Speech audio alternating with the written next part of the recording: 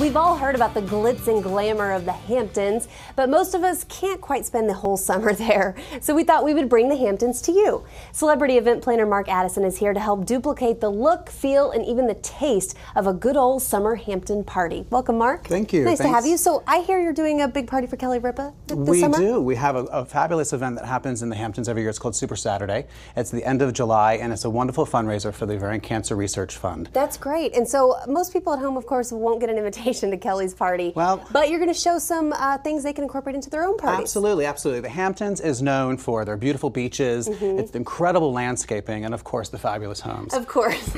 So my table here is my signature wow table, and it's inspired by the Hamptons. It's a little beach shack meets beach chic. I love it. It's beautiful. It looks like you. It might take a little bit of work, but you're going to show us some simple ways to do it. It's simple to do, and it's really easy to find all these items. So I start with my centerpiece. And I'm inspired by the beautiful landscaping of the houses, and hydrangea are everywhere. And this beautiful blue, purple tone really was my inspiration for the starting of this table. It's gorgeous. You just cut them real short, and you put them in a nice big bunch, and it's an ideal centerpiece. Just a nice pop of color. It is. And that's really our foundation color as well. And then I wanted to do something that was a little bit more beach shack.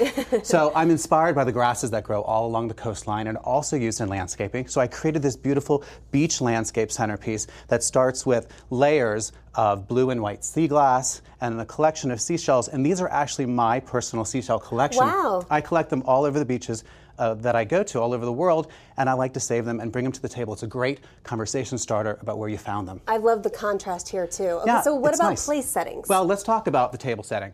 And don't be afraid of color. I've said it here and I've said it to all my clients. Do not be afraid of color, embrace it, but start with a solid. And I love using solid tablecloths. And then, you know, you don't think about the beach without thinking about bathing suits, sundresses. So I wanted to really bring in that quality with a madras print. Definitely makes the table, you know, just look a little beachy. It does, You said. and I think I have a bathing suit exactly the same color. And then I've layered it with a solid color to really bring out the tones in the tablecloth and the napkin. And then made a really simple napkin ring out of a shell and rope. That's all that is, shell and rope. Shell and rope, easy to do. Okay, so talk about what's under these shells on the actual plate. That's not sand. It is not sand. What I've done with the plate setting is really wanted to do some non-traditional plates paired with your plates that you would have at home. So this is a simple white cafe plate, and then I have a bamboo plate underneath, which is 100% biodegradable and compostable. They're fantastic. And then I layered it with couscous and have a shell plate on the top. Sand is great under your feet, but not in your food.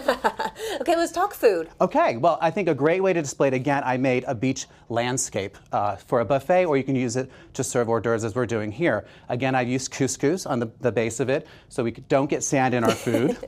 I created a little bit of a centerpiece here, again, with my collection of seashells. And then these wonderful little shells here that you can place the food on. Oh, and I have so just cute. a variety of different seafoods, from shrimp, crab cakes, and of course our little corn cups. Okay, so and quickly, this is rose petal sangria? Well, also, I think, you know, it's ideal for the summertime. It's made with roses, and I put rose petals in it. And again, I brought all those colors together that I'm using on the table, the oranges, the lemons, and I put blueberries in there to bring back the blue. Looks delicious. I love all of these ideas, and they are fairly simple, even though it looks like they're fairly tough. Thanks, Mark. We'll be right back.